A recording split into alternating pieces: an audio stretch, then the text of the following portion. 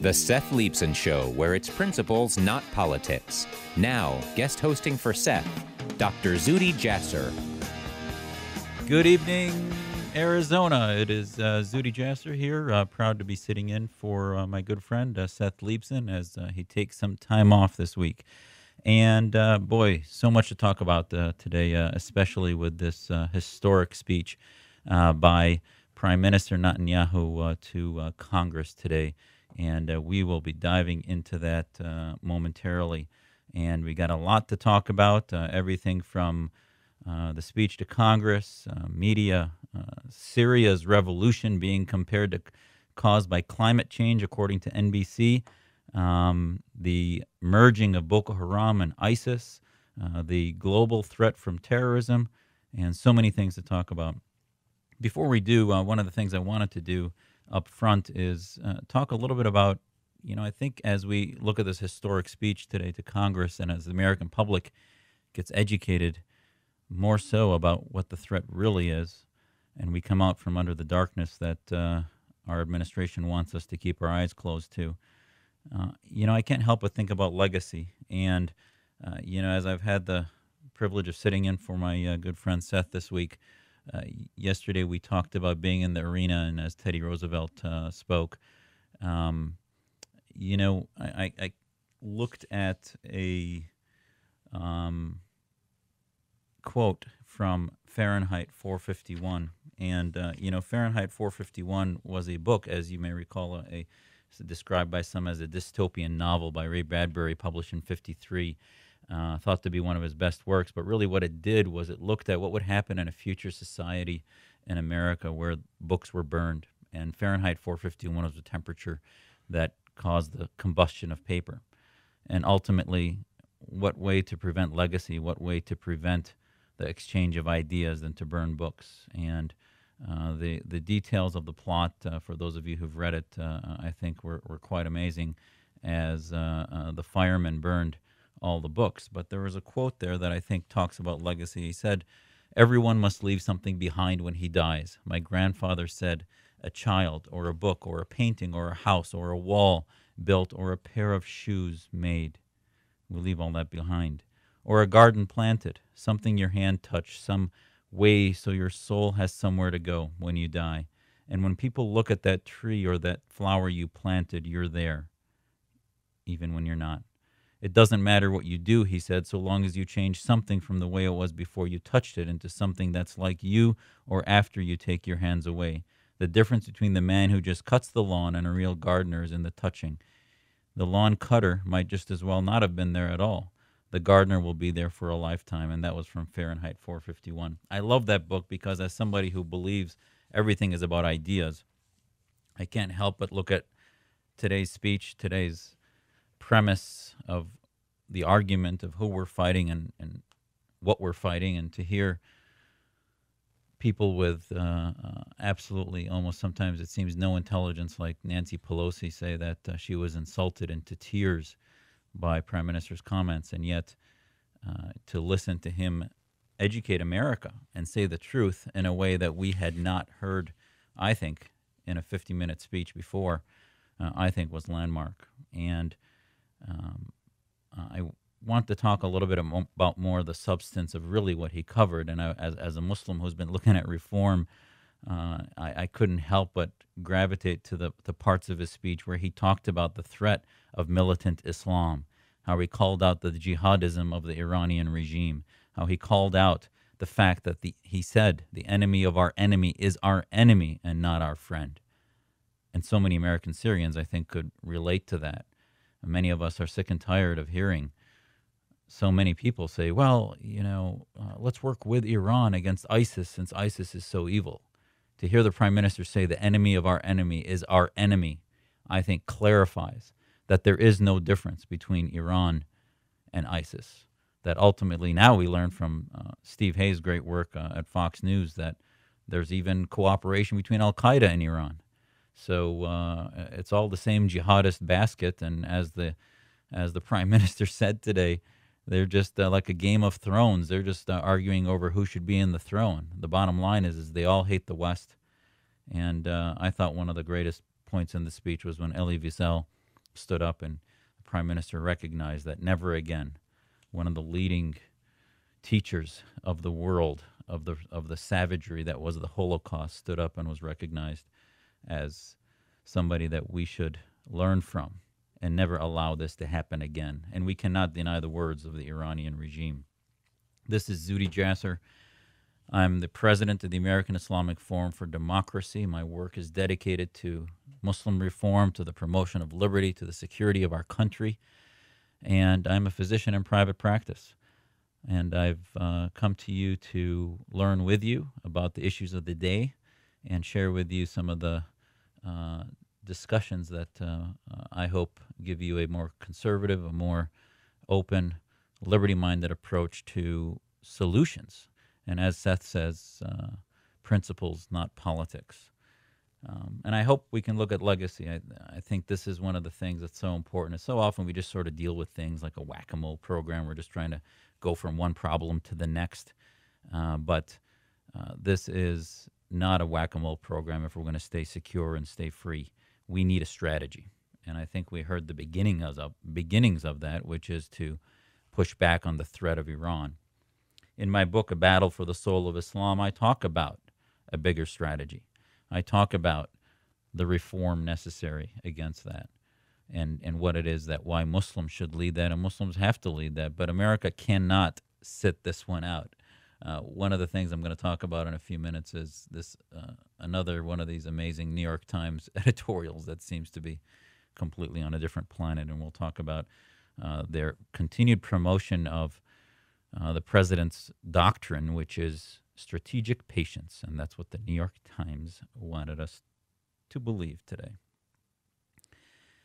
But ultimately, I'm also going to be joined in the next hour by American Enterprise Institute scholar Michael Rubin, who I could think of no one better to dissect with me the Prime Minister's speech, the threat of Iran. He's one of our country's greatest resources and treasures on understanding Iran, understanding radical Islam, and the global threat that Iran poses. So we'll be talking to my good friend Michael Rubin after in the next hour. My Twitter handle, if you can all join me on Twitter, is Dr. Zuhdi Jasser, Dr. Zuhdi, Zuhdi Jasser, Jasser, Dr. Zuhdi Jasser. And on Facebook, it's MZ Jasser.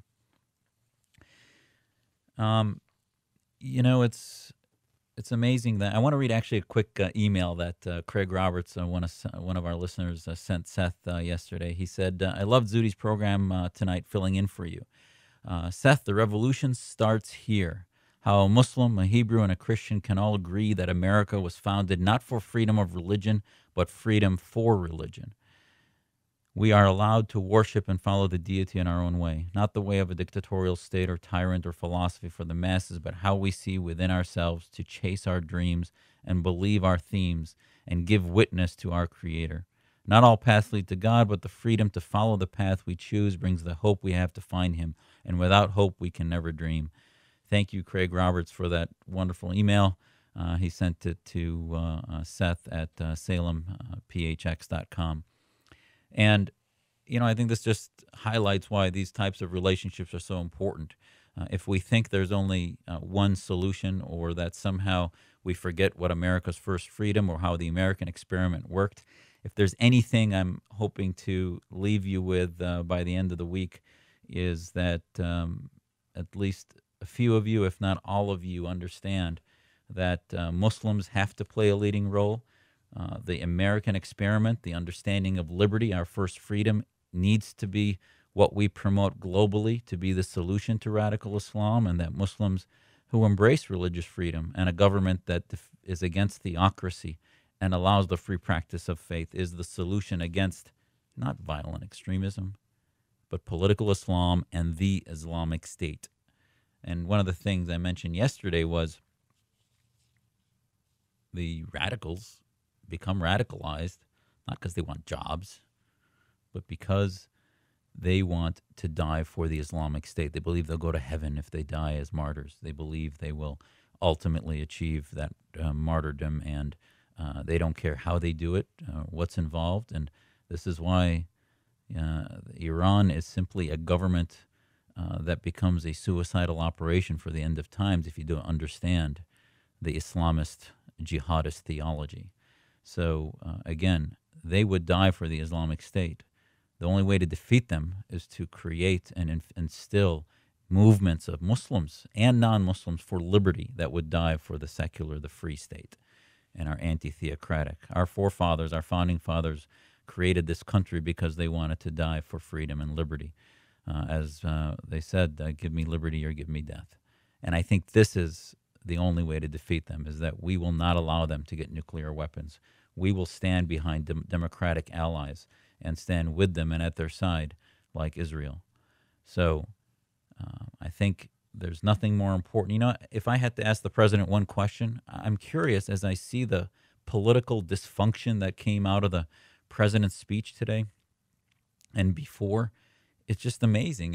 What does the president believe his legacy is going to be? It almost seems like he wants to come to any agreement possible just because he wants his legacy to be that he came to some agreement. Prime Minister Netanyahu laid out for us what the problems were with that. Congresswoman Pelosi said that she was near tears throughout the Prime Minister's speech, saddened by the insult to the intelligence of the United States citizens.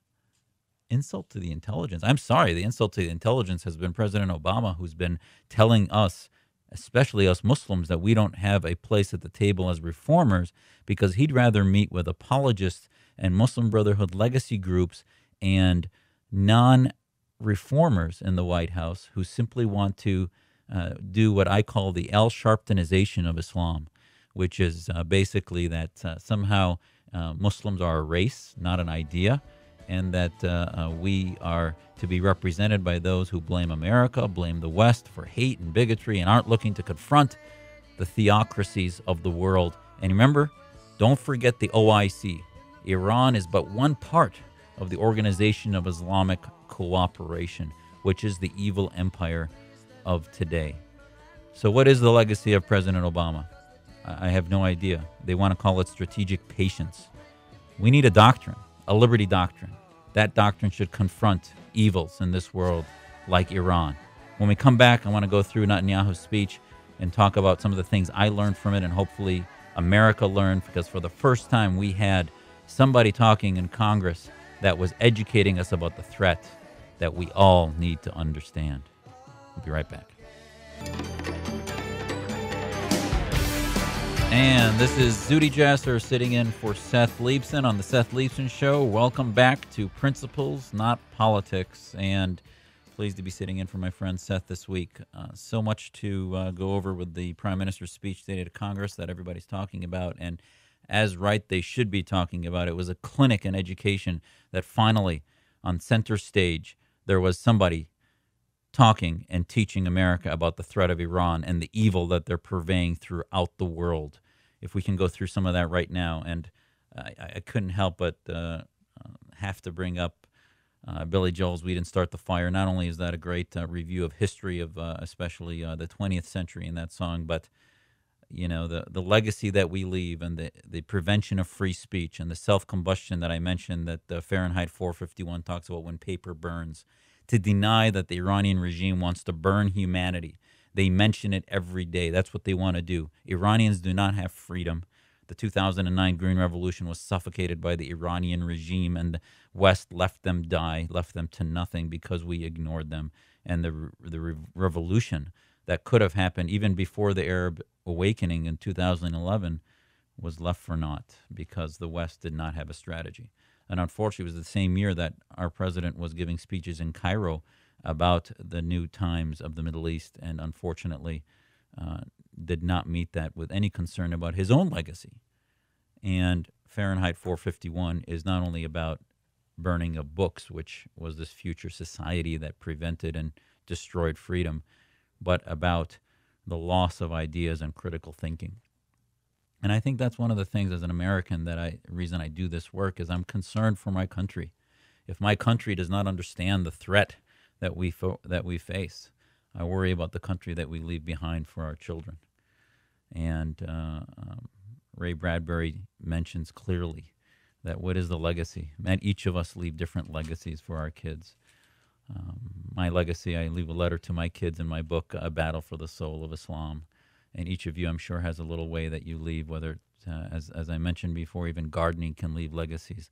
But if those plants can't survive in a country that doesn't have a government that will burn them, as the Assad regime is burning neighborhoods of Muslims and Christians and others that could be the future of Syria, are now being lost in a genocide being aided by Iran, as President Obama has been ignoring what Prime Minister Netanyahu said today. Iran is gobbling up countries.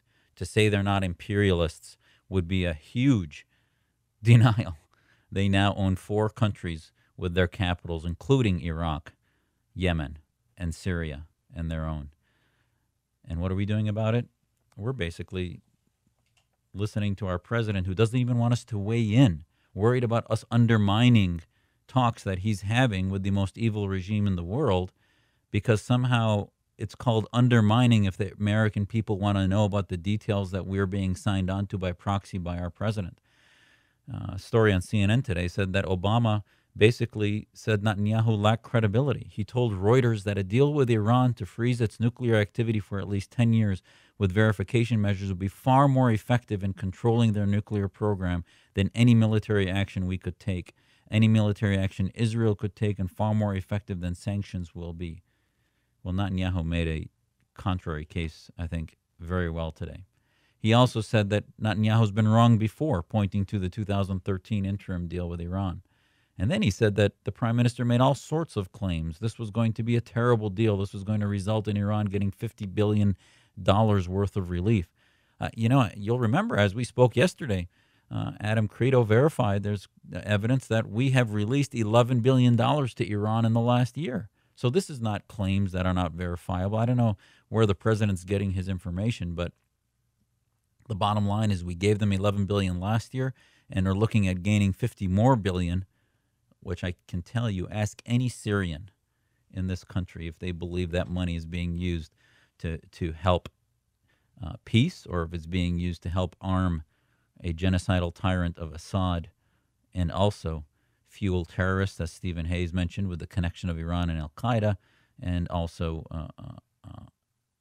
ISIS's growth, which we're leaving on the side, unfortunately, with only a half operation of what it should be. So what do? The president has, I think, been missing in action. We look at, let me walk through a little bit with you about some of the things that I think I learned from Prime Minister Netanyahu's speech today. He said, bottom line is this is about the survival of Israel. He talked about our founding documents compared to Iran's founding documents. He said, the president or the supreme leader of Iran tweets every day threats, genocidal threats about annihilating Israel, about annihilating the West. Imams, clerics of the Revolutionary Guard that talk about flying their flag over the White House. These are in tweets publicly, globally, in English, not in their language, as the Prime Minister said today. And he said we must stand together to stop conquest, subjugation, and terror. Their ideology is deeply rooted in militant Islamism, he said directly. Didn't dance around violent extremism. It's obvious we're fighting theocracy. But yet it was clear. I don't think any Muslim could misinterpret Prime Minister Netanyahu's speech as offending Muslims. He said Muslims are one of the primary victims, that they will, free-thinking Muslims will join the Jewish community, Christian community, all free thinkers in fighting this enemy, so that a Holocaust will never happen again, as the Jewish people will not stand passive in the face of genocidal enemies. And he then, I think, very artfully gave some of the details of what is being considered in these talks and why the negotiations are in error. He talked about how the International Atomic Energy Association just monitors. It doesn't have any ability to counter or block the growth. It just monitors. And talked about how the Supreme Leader wants 190,000 centrifuges for a huge arsenal that would not just be one bomb, but many. He brought in North Korea and how our miscalculations on allowing them to get the bomb has led to a significant decrease in our global security, and talked about how if Iran got the bomb, why we should be concerned about that because of the arms race it would cause throughout the Middle East, and that ultimately they are on the path to the bomb. But the bottom line is that what do we do? What is our legacy? I think we need to listen and learn from leaders like Netanyahu that are explaining to us what the problem are. And he said, if Iran wants to be treated like a normal country, let it act like a normal country. And yet President Obama's machine seems to be more concerned about keeping us quiet so that we don't upset their chest thumping. Adam Credo had an article a couple of weeks ago in which it was apparent that the Iranians were actually screaming at Secretary Kerry in private meetings. Is this how you get results? Netanyahu today, I think, talked about how you get results through strength and that they will back down, that ultimately it will not need military intervention, that this will be done through strength because they have to negotiate, not because they want to negotiate. So the enemies of our enemy are our enemy. We cannot forget that. Do not be distracted that just because Iran's fighting ISIS. There's now reports today that Iran was helping the Iraqi Shia troops in defeating ISIS in Mosul and Tikrit. Seriously? We're working with evil because we happen to have the same enemy? Prime Minister Netanyahu taught us quite a bit today. And I think ultimately a country that views us as the great Satan and Israel as the little Satan is nobody I want to make deals with, and I want them to back down because they fear us, not because they want to make deals with us. And I think the Syrian people will tell you that the barrel bombs that they've been dodging, the chemical weapons that they've been attacked with, are not coming from leaders that they want to negotiate with. These people only understand fear and intimidation. When we come back, we'll talk about climate change and Syria.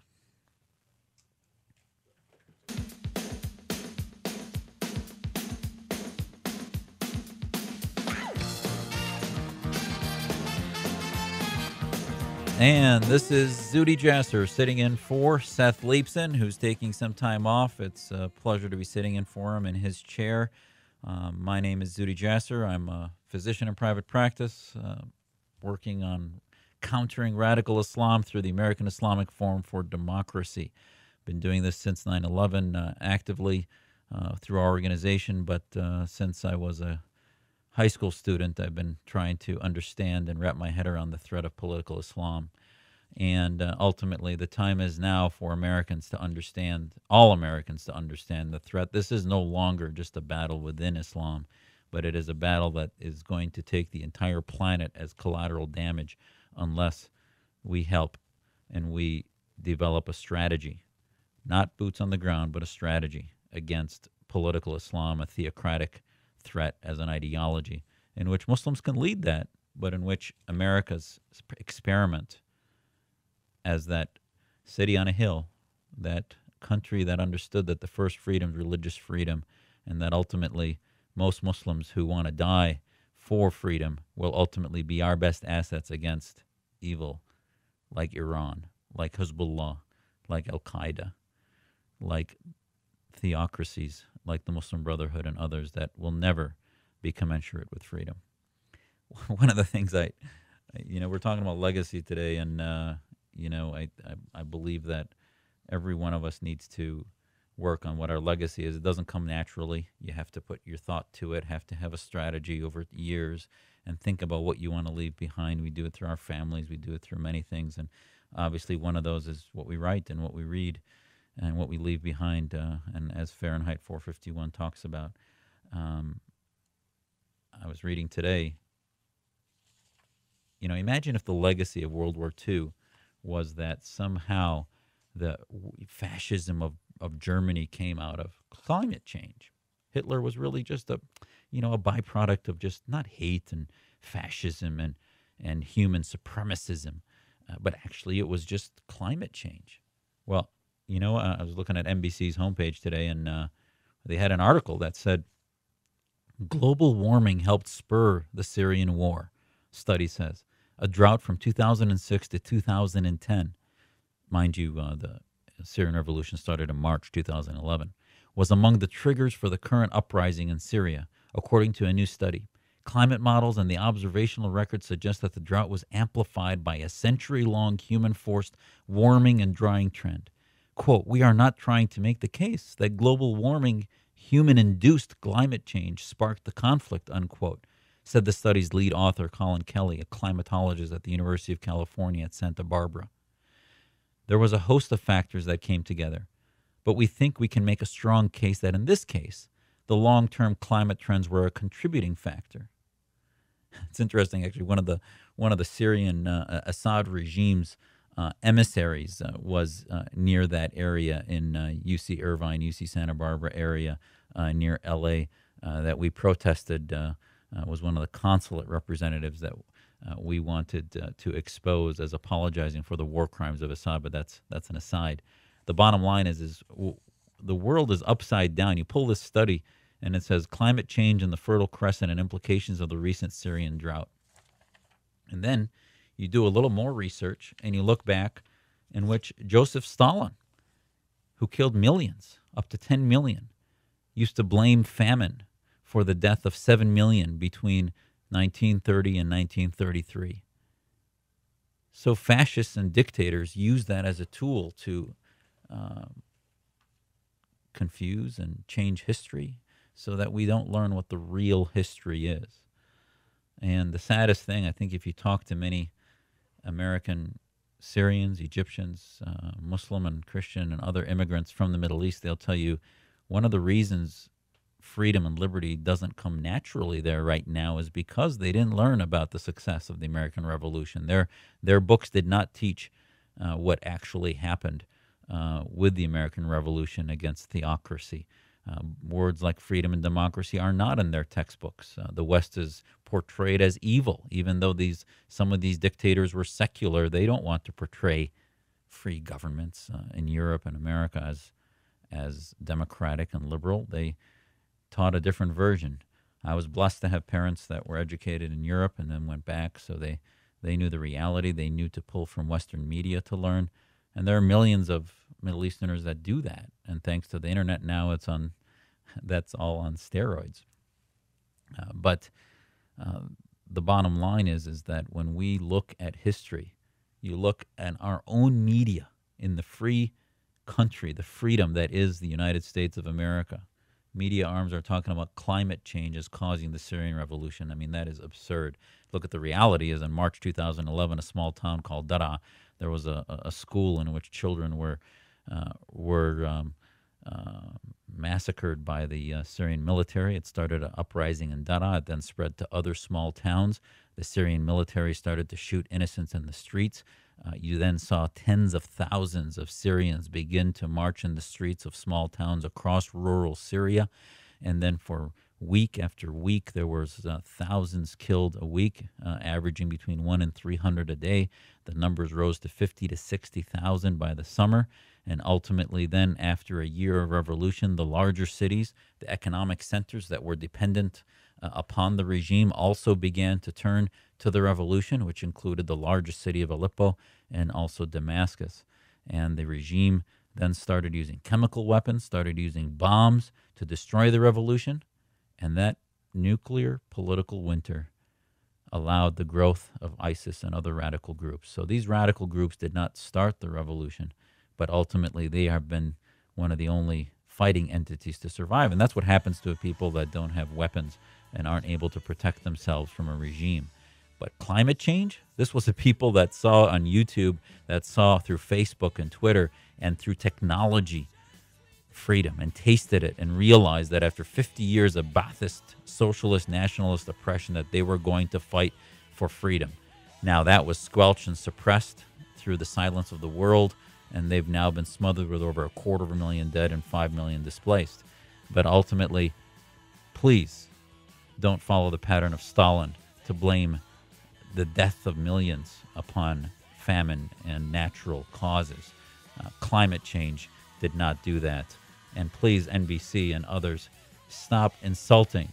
Listen, Congresswoman Pelosi, that's what insults our intelligence, believing that climate change caused the Syrian revolution. The dictators of Syria, of Assad, and radicals like ISIS are what caused the Syrian revolution. They want to dispense with that. I got a whole lot of things to sing about. This is Dr. Zuhdi Jasser sitting in for Seth Leibsohn on the Seth Leibsohn Show. So proud to be sitting in his chair. I'm president of the American Islamic Forum for Democracy, and wrote a book called A Battle for the Soul of Islam. That is my story. That is what I see as the solution for the conflict against political Islam, against the ideologies that fuel the threat that we are talking about every day, that is growing in the fear of most Americans of how do we keep ourselves safe? How do we keep our country safe from this threat? And I think, within both parties, this is a nonpartisan issue. Within both parties, we've had the naysayers that say, oh, let them figure it out. Let's just withdraw. I think Prime Minister Netanyahu made the case today very well that allies like Israel, like our friends in Europe, like freedom fighters across the Middle East who want to see a free Middle East will be savaged by what I call the president's doctrine right now. The president's doctrine is a Darwin doctrine. What I mean by that? Well, Darwin's theory is that you leave things alone and evolution will be such that the strongest, the most mighty, and the most evil will survive. The only way for evil to reign is for good men to do nothing, as the quote from Edwin Burke said. And I think ultimately we can't do nothing. And it's no longer that, to my libertarian friends out there, it's no longer that world that President Washington gave that address that we will not be involved in foreign entanglements. We forget that Thomas Jefferson actually invoked the need to protect our ships from the piracy of the Barbary Wars in the Mediterranean. And the hymn of our Marines, I say mine because I was a doc in the Navy and took care of our Marines. But the hymn of our Marines was one of the clauses in there was to the shores of Tripoli. Actually, if you look at that horrific video, which I would not recommend, but the horrific video from ISIS in which they beheaded those 21 Copts in Libya, the Coptic Christians, they cited that phrase, to the shores of Tripoli. They're taunting us. They use that as a recruitment tool for jihadists. So to those who feel that we shouldn't get involved in foreign wars, evil will spread, evil will reign. Iran is gobbling up more and more countries, as Netanyahu mentioned today, and left to its own devices, we will not be free. We will not be secure. They're attacking us in Paris, in Ottawa, in Fort Hood, in Boston, in Sydney, in wherever they can on different fronts, from the media to military to our universities to our parliaments. So this is coming our way. They will not quiet down until they are destroyed and until we defeat them, not only militarily where we have to, but ideologically. And that's the way to defeat them. And ultimately, President Reagan understood that we needed to be strong against the Soviets, against communism, and we were. And we never had to fire a bullet directly against the Soviets. And the Cold War ended. Now, obviously, we see some of Cold War 2.0 happening again because Russia never really reformed and modernized to a semblance of a democracy. But still, the fall of the Iron Curtain, the democratization of many of the countries in Eastern Europe, I believe, were a ideological win for freedom and liberty against socialism, against Soviet imperialism. This is the challenge, not only of Iran, but the countries of the Organization of Islamic Cooperation.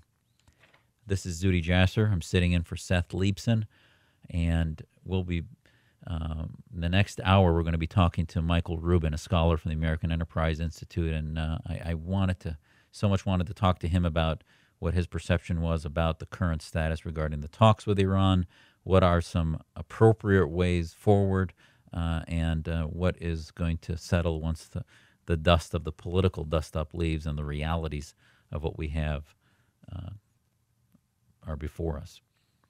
There was an op-ed today in the New York Times called ISIS, Try Patience. If you want to defeat ISIS, try patience.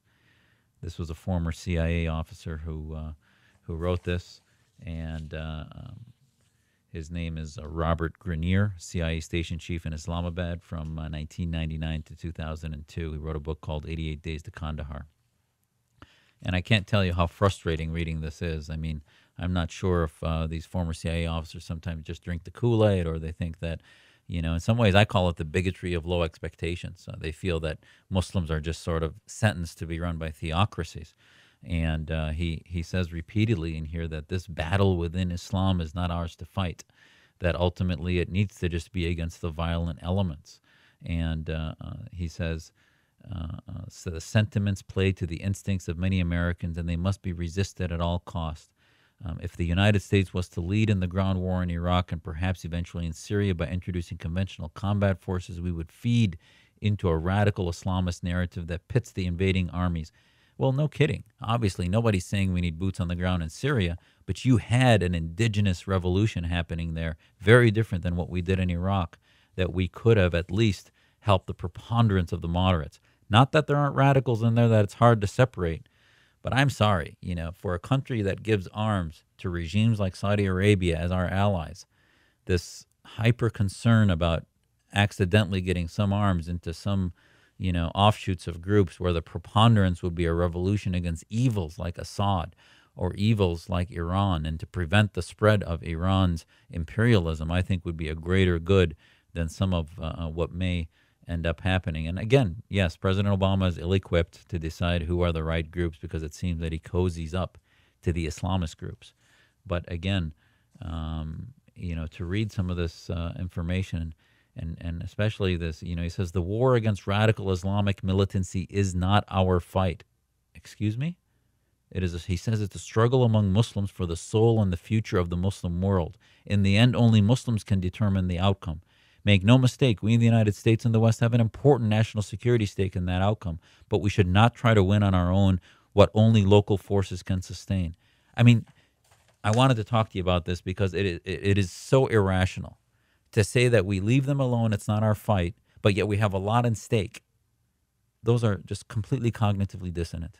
There's no rational human being that can bring those two together. Either we have a lot at stake and we try to take sides within the House of Islam and help the reformers and bring them to the White House that are in America that can do this work in the peace and comfort of the homes that this government, our military, provides us, so that we can begin to build movements to take the ideas of Jefferson and Paine and others to Egypt, to Saudi Arabia, with radio-free Islam, radio-free Middle East, like we did in Europe.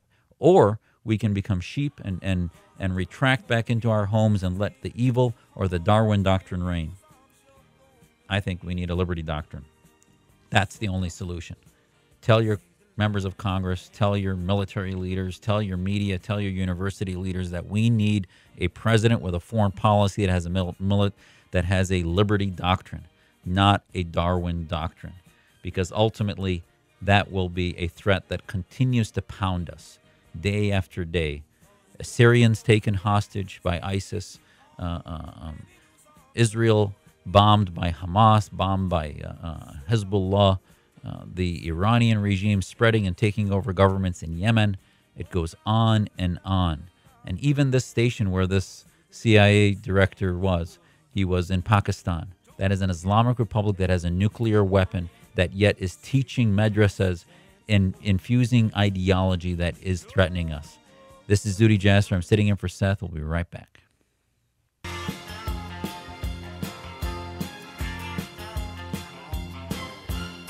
I never needed to hear the truth. You never wanted to know. This is Zuhdi Jasser sitting in for Seth Leibsohn on the Seth Leibsohn Show. Principles, not politics. Today we heard the truth. We heard it from Prime Minister Netanyahu. Unfortunately, we have not heard it from our own president. The truth of the threat of radical Islam, the threat of Iran. And, these groups are merging. To think it's just Sunni versus Shia, and as the CIA analyst writes in the New York Times, well, it's not our fight. This is our fight, and they're merging. They're helping one another against the common, what they perceive in their jihadist literature as the common threat being America and free thinkers. Today there's a report from Fox News that says Boko Haram has video showing ties to ISIS. And how did they determine that? The video of the savagery against Christians in Nigeria by Boko Haram was using technology that almost appeared to be identical to the technology that the ISIS videos use. So these guys are working together. And unfortunate that it took media to put that together, and we haven't heard that from our national security experts within the government that should be doing some of that work. And, it's amazing.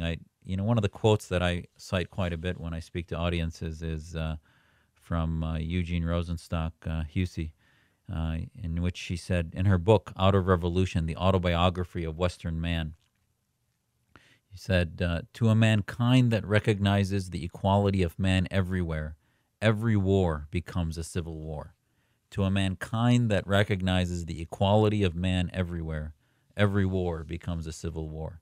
So if you believe in the true equality of man and woman everywhere, then it's all a civil war.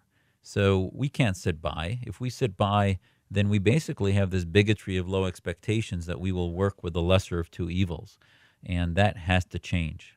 Prime Minister Netanyahu today said the enemy of our enemy is our enemy. We need a new strategy. We need to advance the idea that liberty doctrine can defeat in the long term this Darwin doctrine, to defeat those forces of evil that are killing people and savaging populations, as our families, my family in Syria, is being savaged by bombs and torture and suffocation in Aleppo and Damascus and elsewhere. And that's just a drop in the ocean of what radical Islam will do to the rest of the planet if we don't contain it now. So when we come back, we're going to be joined by Michael Rubin to try to understand better what happened in Iran, what we can do against Iran to protect us, and what we learned from the Prime Minister today, and hopefully wake up more Americans to the errors of our president and his expectation that somehow we're just going to roll over and let him sign some type of agreement for his legacy. This is about our legacy. The president is our president. It's not just his legacy. And we want to ask, what is his legacy? What is his legacy that he'll leave America? I'm fearful that it's not a secure one.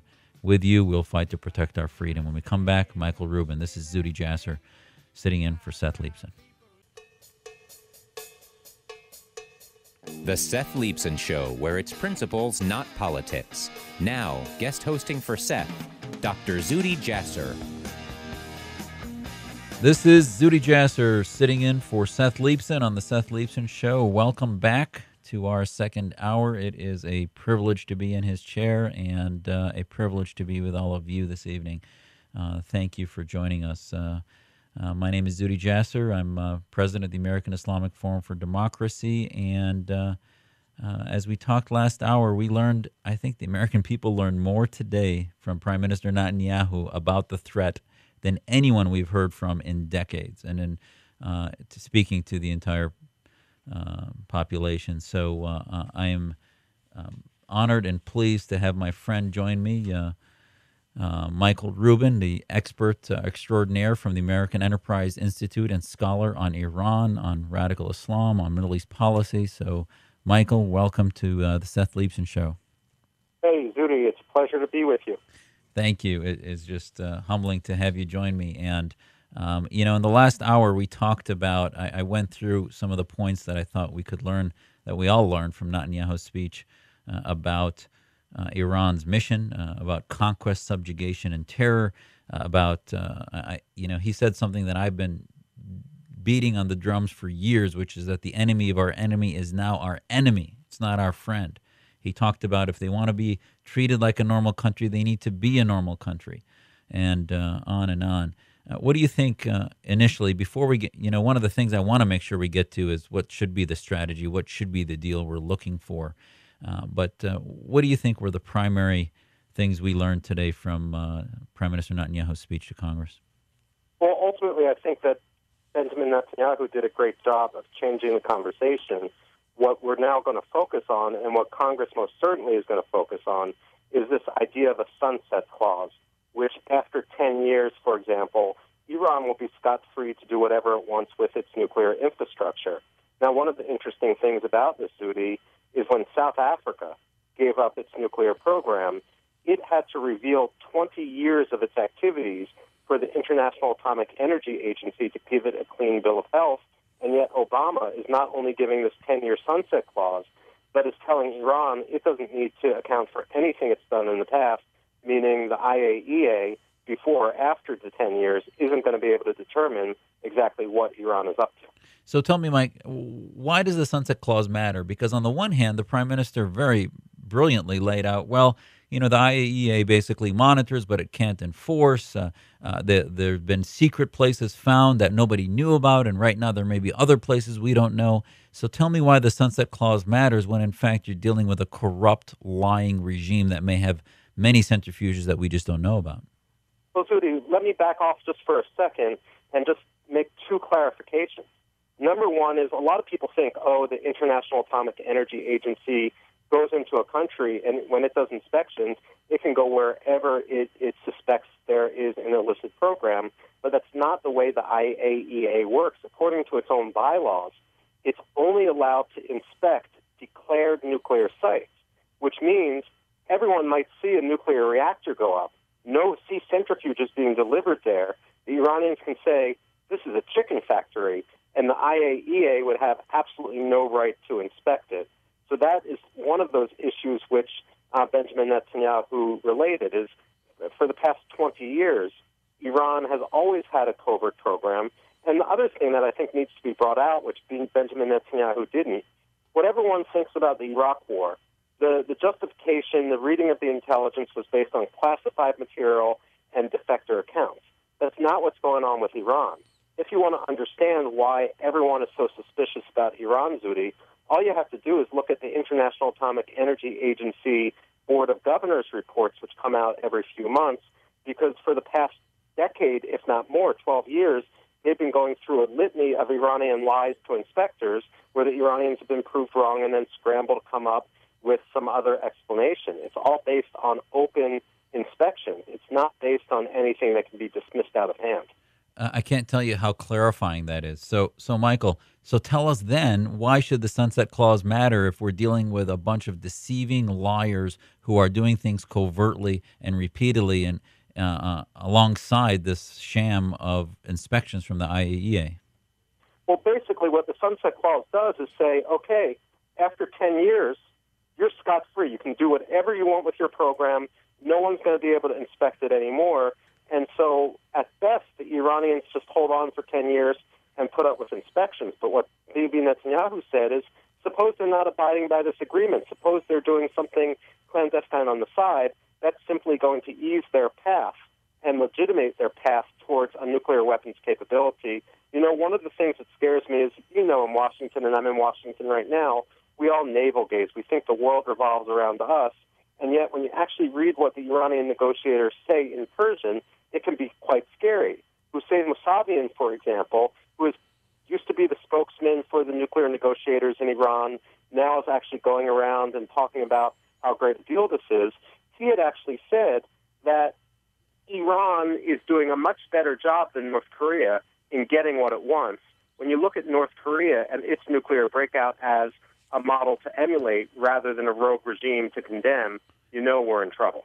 And Michael, why are these facts so difficult to ascertain? The president was quoted in Reuters today basically saying that Prime Minister Netanyahu has no credibility. He had been wrong before, and he pointed to 2013 deal with Iran, and he claimed that monies of $50 billion worth of relief were not in fact true, on, and yet this is all verifiable. How can the president get away with pushing a meme that just seems to me, obviously based on what you're saying, to be just patently false?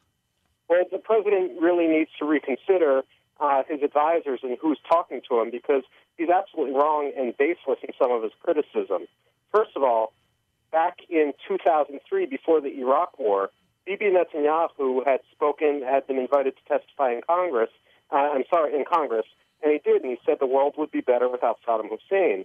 I would hope that that Barack Obama doesn't think the world would be better with Saddam Hussein, and to believe that Iraq would be a beacon of stability right now if Saddam Hussein was still in power is, I think, nonsensical, especially since Saddam Hussein would be 79 years old. He might have been dead anyway, and so we would be right where we are right now.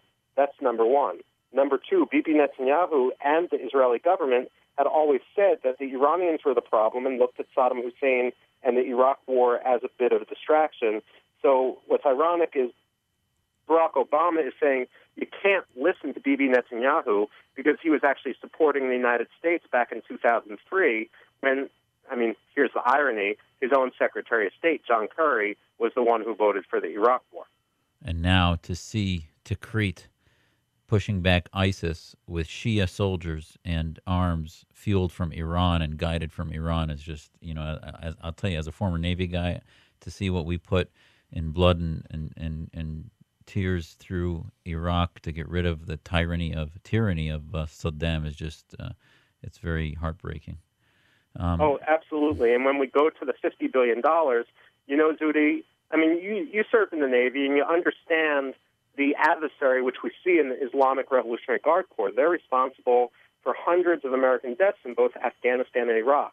Their official budget is $5.6 billion per year. Barack Obama has already given the Iranians $11 billion in sanctions relief, which is basically paying the salaries for 2 years of the terrorist group, which has killed hundreds of Americans. It's absolutely nonsensical. And $11 billion might not be $50 billion, but when you look at all the new investment, according to Iran's own Central Bureau of Statistics, the Iranian economy had shrank 5.4% in the year before Barack Obama started talks. Now it's increased by about 2.8%, which shows a turnaround of more than $50 billion. And then you add to that, Michael, the billions that we seem to have released last year as we lightened sanctions, and as an American Syrian, to see my family in Aleppo and Damascus dodging bombs that may have been fueled by that money, not may have, we know has been fueled, as Syria has become a client state of Iran, is even more horrific.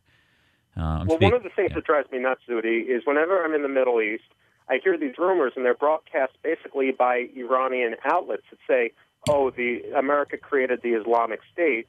And what's ridiculous, while people grasp onto this conspiracy theory, what I always respond to people, and you brought up the bombing of Aleppo, is the Islamic State is based, or was based, it still is based in Raqqa, a city in Syria. And before the United States started its airstrikes on Syria, the only country which had an air force operating in Syria was Bashar al-Assad. Bashar al-Assad's regime. There was nothing stopping him from bombing the Islamic State, and yet Iran's client in this case didn't. You had said, and Barack Obama had said, the enemy of my enemy can still be my enemy. Another way I tend to look at it is, do we have an interest in what happens to ISIS? Absolutely. Does Iran have an interest in what happens to ISIS? Absolutely. Does that mean we're on the same side? Well, firefighters and arsonists, Zuhdi, both have an interest in fires. It doesn't mean we're on the same side. I can't tell you how important this is. I mentioned it last night, and to hear you validate that, sometimes I obviously have a number of dogs in this fight, right? I've got family that is just dying from the threat, and I want people to understand that the old Arab Tyrant Manual 101 is to allow militancy to thrive while they get rid of the moderates, because words like democracy and liberty are their biggest threats.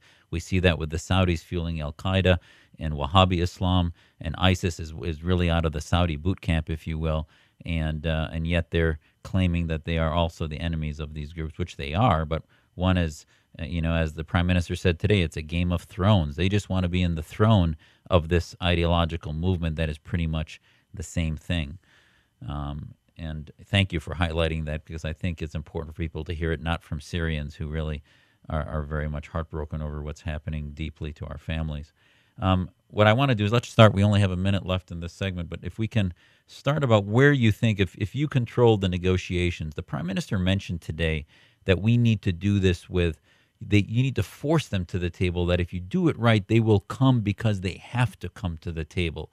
Can you lay out how that can be done by a president who has the wherewithal to do it? And let's just start. Well, we've been throwing a life raft to a failing regime. As an Iran watcher, one of the issues I always look at is what was the price of oil at which they set their budget. This past year, it was $90 a barrel. Well, now oil is down far below that, which means that they can't pay the salaries of the bureaucracy. What are we doing? We're subsidizing that bureaucracy. We should be making them cry uncle. I can think of 2 times in Iranian history where they have switched sides after taking a position that said that they would under no circumstances compromise, and they did under tremendous pressure. We need to replicate those examples. which I certainly can elaborate upon. And when we come back on the next segment, we are joined by Michael Rubin from the American Enterprise Institute. This is Zuhdi Jasser sitting in for Seth Leibsohn. Thank you for joining us. We'll be right back.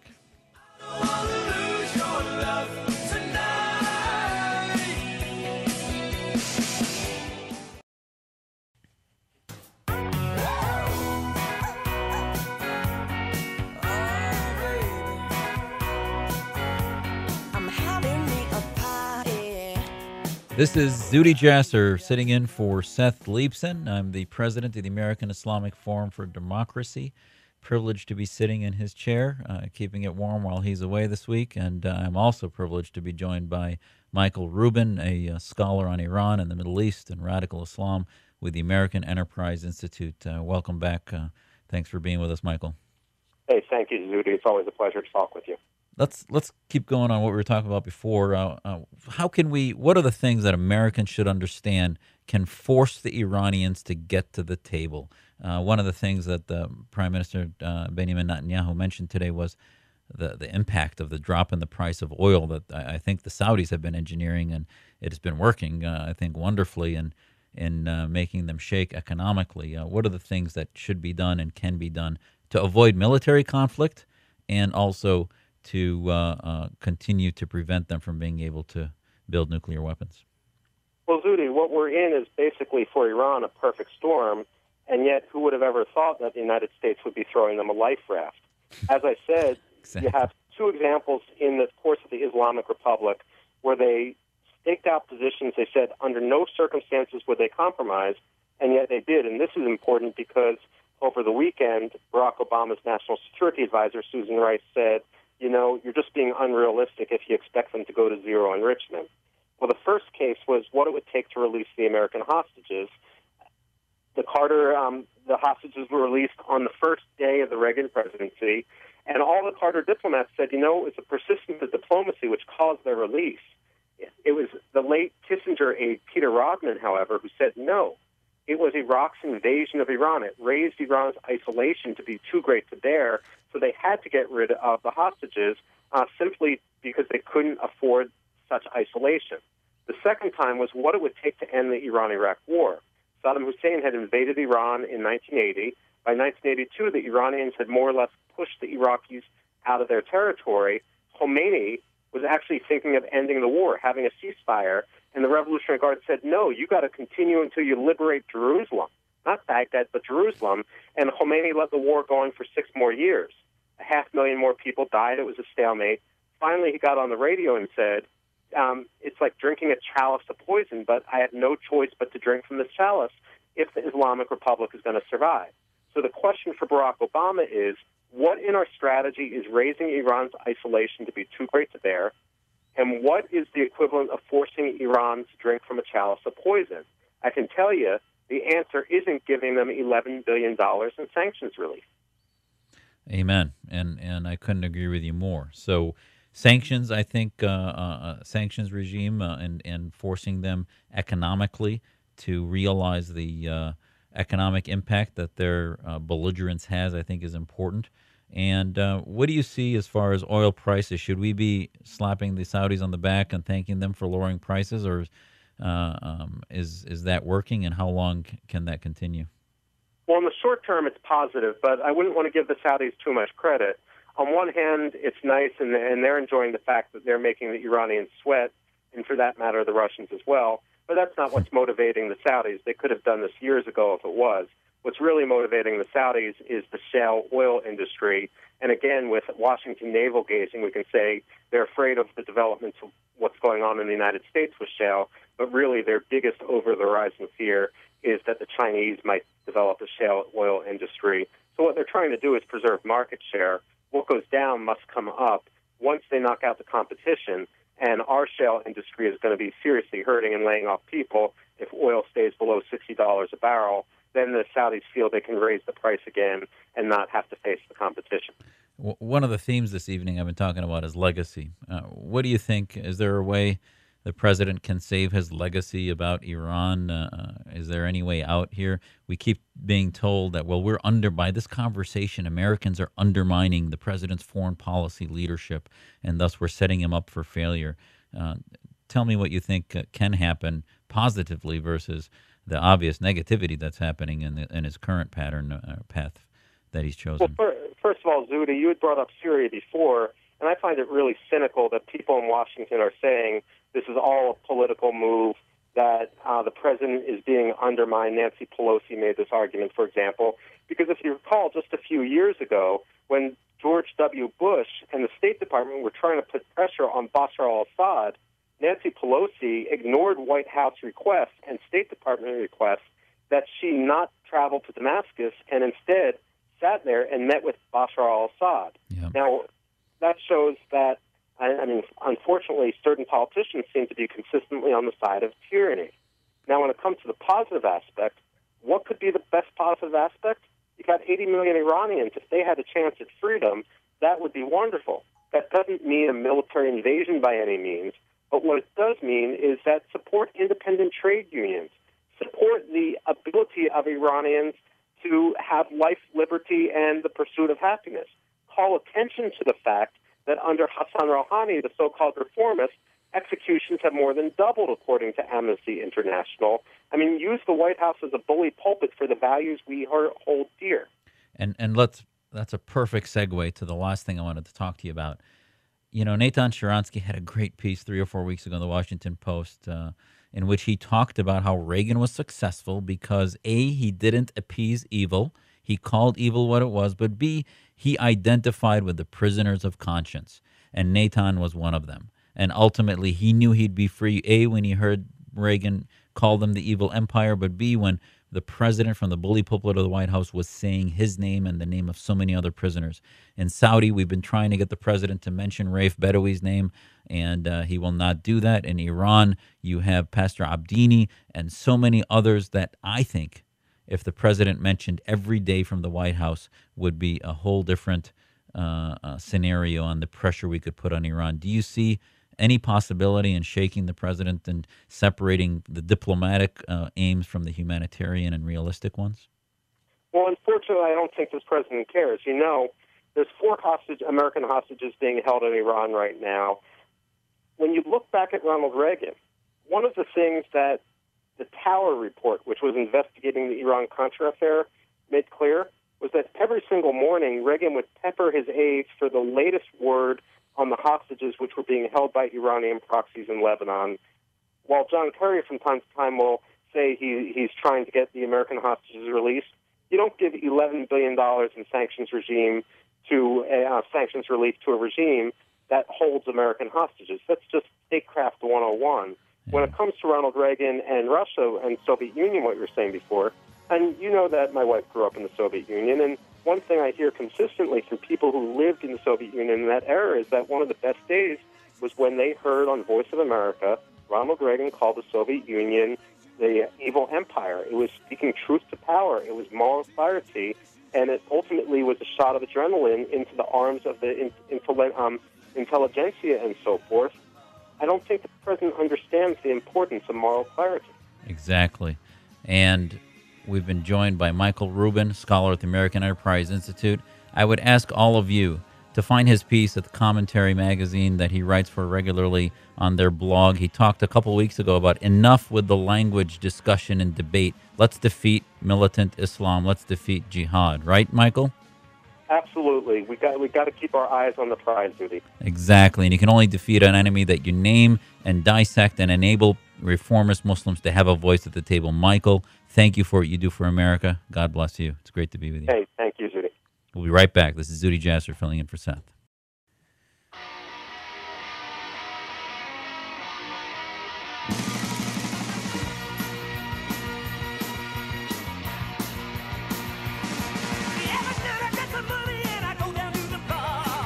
This is Zudy Jasser sitting in for my friend Seth Leibsohn as he takes some time off this week.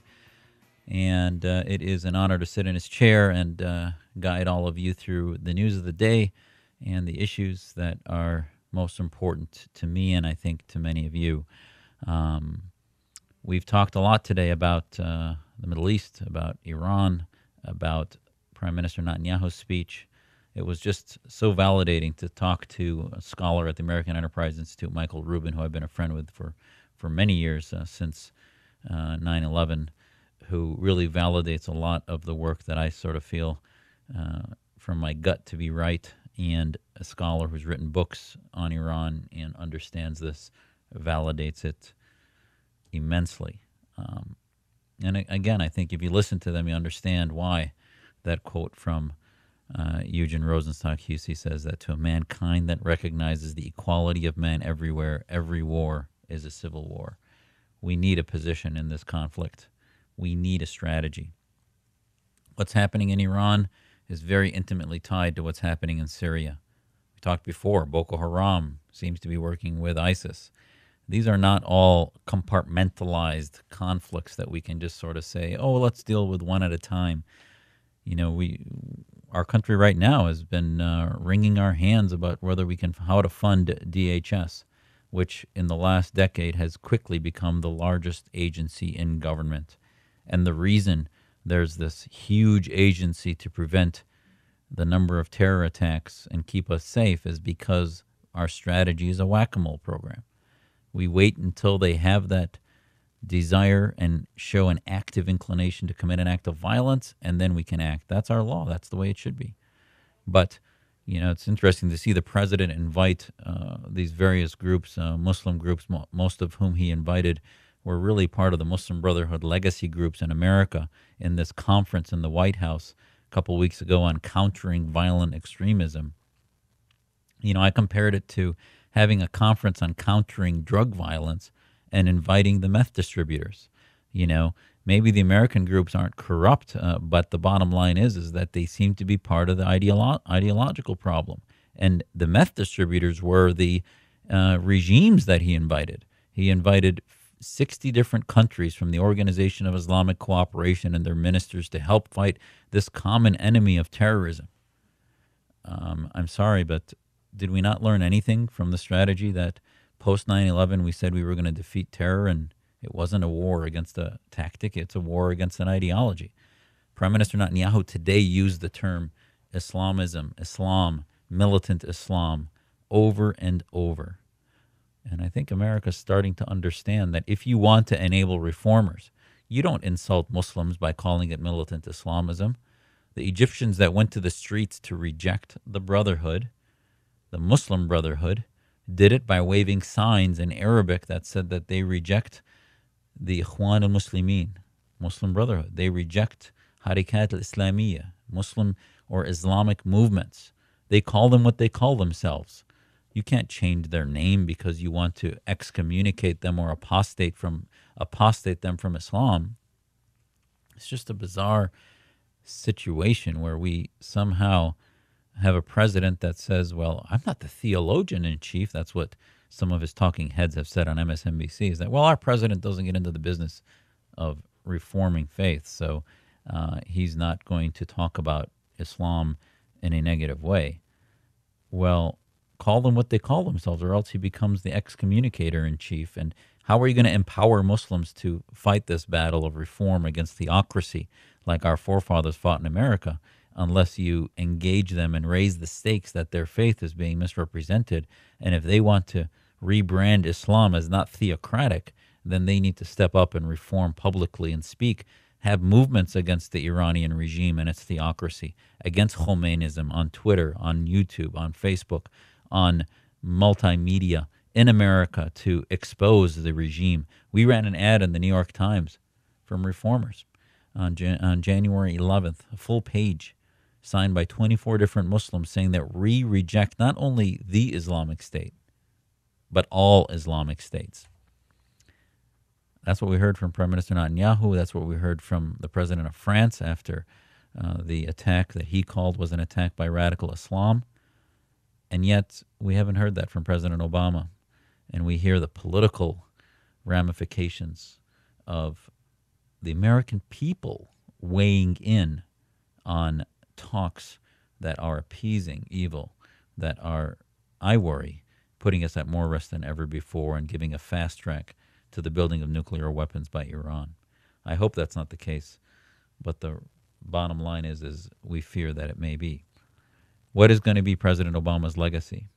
I know that every one of us, I do what I do because I fear for what our legacy is. If the legacy is going to be the advancement of freedom, may we have a liberty doctrine, please. How do we see America's position in the world? What role will we play?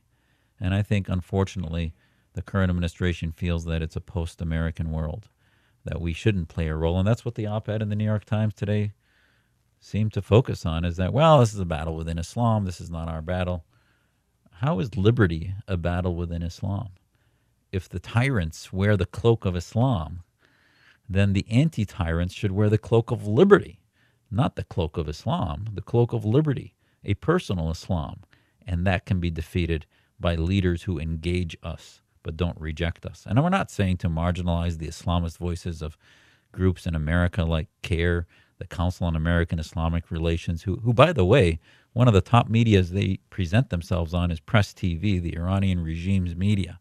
So you look at where they seem to do interviews frequently, it's often on foreign media, media like Al Jazeera and others, which are owned by foreign media. So again, if you're looking to advance American security, it would be to bond and work with Muslims that believe in promoting liberty and also countering political Islam. Fahrenheit 451 talked about a world that the books were being burned and ideas were being snuffed out. Our legacy, I hope, is to promote liberty, defeat theocracy again, like America did over 200 years ago in our founding in 1776 and then our Constitution in 1789. The voice of the dissidents is what we need to have. There needs to be a revolution, and it starts here on the Seth Leibsohn Show and so many others of you that are advocates and ambassadors for freedom and liberty. We need a liberty doctrine. It will start here. The revolution starts here. And national security and education of America starts here as we begin to understand what the threat is. We're not afraid to identify the threat, and that will make them fear us, is when we know what their threat is, which is theocracy, and we promote the dissidents in their populations. This is Zuhdi Jasser, sitting in for Seth. I'll be right back. In a little cafe just the other side of the border, she was sitting there giving me looks that made my mouth water. This is Zuhdi Jasser, sitting in for Seth Leibsohn on the Seth Leibsohn Show. Principles, not politics. Sitting in his chair as he's away this week. You know, there's so much for America to learn, and I think as much as we often, in a metaphorical way, pull out our hair because so much of the talk of the day is wasted with a little bit of education and knowledge about what the reality is that we confront. Today, I think we learned a lot. You had a leader identify that the threat was militant Islam. The threat is being fueled in no more evil way than from Iran.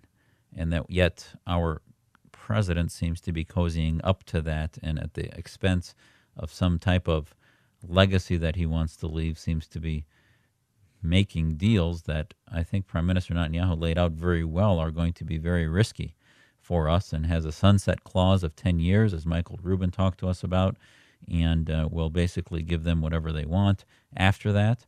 Ultimately may free up billions of dollars in the meantime of sanctions and allow them to continue to scramble out of a limping economy. And all of these aspects are basically letting them drive the ship, if you will, versus us forcing them to the table because they have to. And this has unfortunately been one of the primary problems. And beyond Iran is what Iran's doing to Syria. I do want to tell our audience that tomorrow night at ASU at the Walter Cronkite School for Journalism, there is an event sponsored by AZ Central, the Arizona Republic, and the Walter Cronkite School for Journalism on the situation in Syria, understanding the world's most dangerous country. It begins at 6:30, Wednesday, March 4th, and the death of humanitarian aid worker Kayla Mueller of Prescott brought the ongoing crisis in Syria home to many Arizonans. but much is still not understood about the complex and volatile civil war in Syria and the rise of the Islamic State. The Arizona Republic and the Cronkite School bring you this educational forum about the situation in Syria. I'll be joined by Zaina Al-Attar. She's co-founder and student director of Students Who Organize for Syria, and also with Pastor Kathleen Day, Kayla Mueller's pastor at Northern Arizona University, and also by Omar Ahmed, a Hubert Humphrey journalism fellow at Cronkite School. So join us at the Walter Cronkite School. It'll be an interesting conversation. In Arizona, I think really our hearts have been broken by what happened to Kayla Mueller, and our prayers go to her family. And I think so many Arizonans now are really interested in understanding exactly what's happening in Syria, and hopefully we've been trying to do some of that here. Join us tomorrow night at the Walter Cronkite School at 6:30. Go online to find that at the Cronkite website at cronkite.asu.edu to sign up and RSVP. It's free, open to the public, but you do need to RSVP. So learning about so much that we discussed earlier, I think, in the last few segments here, again, this is Zuhdi Jasser. My Twitter handle is Dr. Zuhdi Jasser, DRZUHDI Jasser. Facebook, please join me, MZ Jasser, MZJASSER, and our website at the American Islamic Forum for Democracy is AIFdemocracy.org, AIFdemocracy.org. My story that I think resonates with so many American Muslims is the battle for the soul of Islam, and American Muslim patriots fight to save his faith. Again, we've had our detractors and much disagreement, but as every faith community, we have a diverse faith community. And there are those who apologize for political Islam and the Islamic State, and that somehow the ISIS's and Saudi Arabia's and Iran's of the world seem to get theocracy wrong, that there can be a so-called moderate Islamic State. And then there are those of us who completely reject theocracy and believe that we need to reform against it, and ultimately that the pathway forward against the evil of the secular fascism of Assad and the evil Islamist fascism of Iran or Hamas or radical Islamic groups is a third pathway for liberty and Muslim reform into modernity. And I really look at it as a very American experience, that ultimately the same changes that America went through, Muslims, American Muslims especially, can embody and operationalize. I've used this term whack-a-mole. I think that's going to be this president's legacy.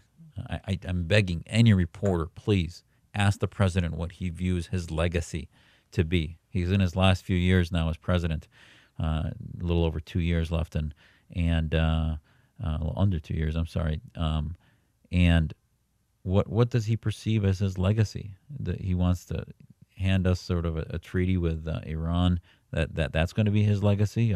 What about the hundreds of thousands dead in Syria, the annexation of Iran and of Syria by Iran, of Iraq by Iran, of the flourishing of Hezbollah into the Syrian conflict, Yemen being taken over by the Houthi Shia militia that we believe had significant Iranian influence? That's their legacy. And what will be our collective legacy as Americans? So many different books have written about the fact that we need to leave something behind better for our children than we had for ourselves. And I hope that we can keep our country free and safe from the radicals that want to kill us. And right now, read the Twitter. I follow President Rouhani. I follow the Supreme Leader of Iran on Twitter. Follow what they say. Retweet it. Criticize it. Forward it. And confront it. We Muslims especially need to do that, because these theocrats and fascists are using our faith in order to promote a theocratic militancy that is creating the militants that the White House supposedly was trying to fight with their conference, and yet they never called out. He called out ISIS as neither Islamic nor a state, which is not his to declare, but yet sitting in front at the UN and many countries invited had Islamic republics that call themselves Islamic that are fueling the very same militancy that beheads and hangs reformists. Please, President Obama, what would you tell the family of Raif Badawi? Raif Badawi had an organization called Free Saudi Liberals that has a mission statement no different than ours at the American Islamic Forum for Democracy, which is to separate mosque and state, to question clerics, to question leaders that call themselves Muslim about their Islamic legitimacy, to advance liberty, liberalism, freedom, gender equality, the rights of all agreed populations, minorities, the equality of Christians and Jews and atheists under government, and the ability of Muslims in Saudi Arabia and Iran and elsewhere to question and begin to modernize. The Saudis have talked about reform. To hear our president call the former king of Saudi Arabia a reformer is an absurdity and an insult.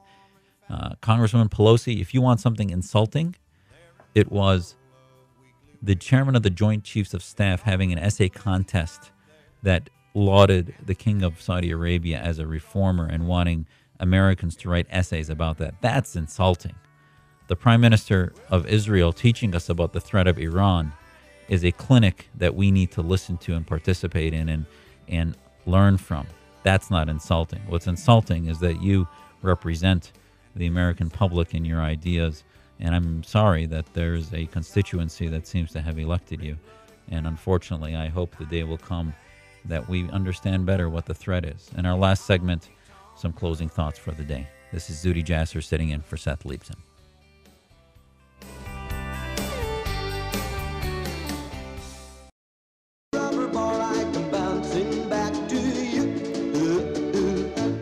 This is Zuhdi Jasser joining you on the Seth Leibsohn Show, filling in for my friend Seth as he's away this week and sitting in his chair. And yes, I'll be bouncing back to you for the rest of the week.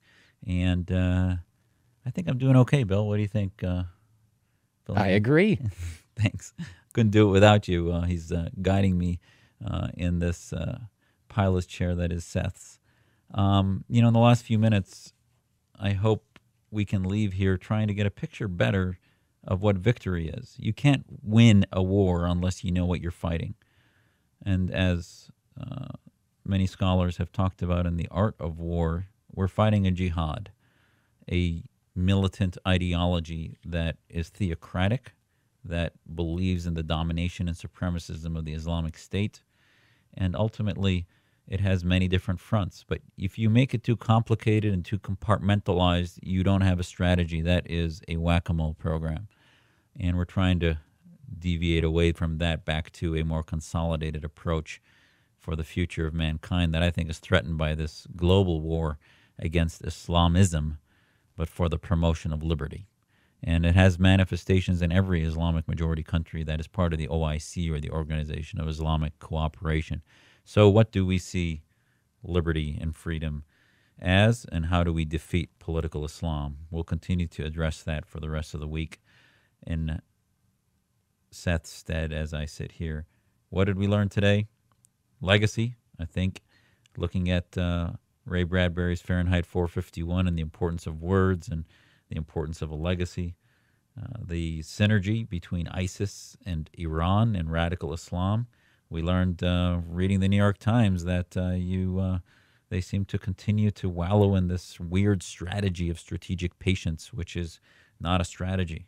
We learned the NBC folks will continue to repost bizarre scholarship that somehow humanitarian revolutions against evil, against tyranny, against theocracy, against thugocracies of Assad and Iran are about humanitarianism and about freedom, not about climate change.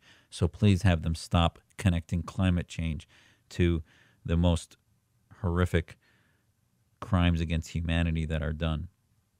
And we reminded of Raif Badawi and his struggle for freedom.